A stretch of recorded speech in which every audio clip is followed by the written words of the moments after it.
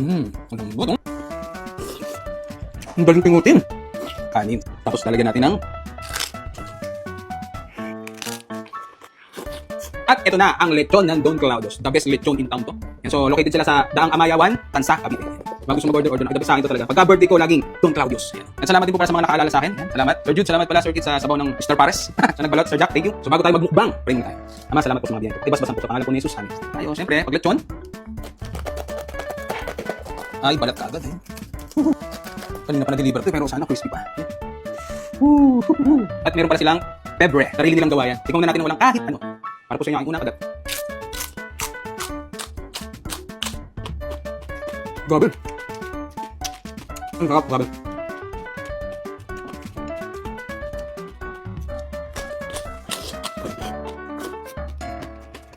Ang kanin tayo ito.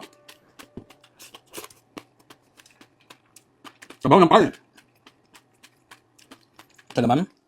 Ang lambot, oh. Sausaw natin.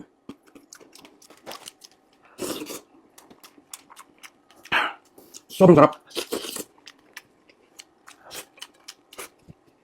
Yan. Ang daling pingutin. Kanin, no? Sabaw ng Pares, Mr. Pares. Yan. Grabe, sobrang namis ko magmukbang. Ito sa ano. Ano? Kasi natin yung laman eh.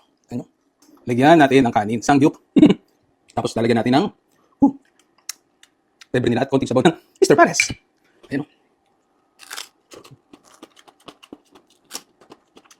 Sarap.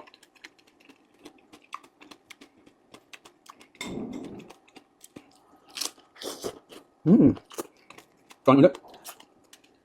Nakalap ko tayo kumain pag-lechon. Tapos mga gusto umorder, Don Claudios. Daang Amayawan, Tansa, Cavite. Highly recommended na lechon.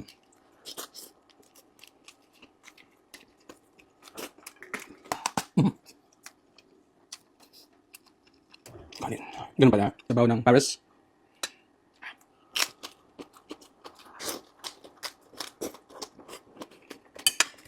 Sarap. Taba.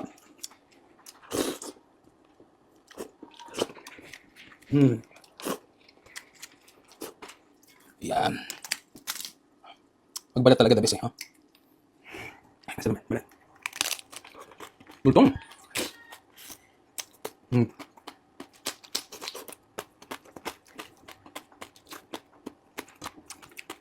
At panghuli, sabayin na natin to. Lambot talaga niya, oh. Grabe.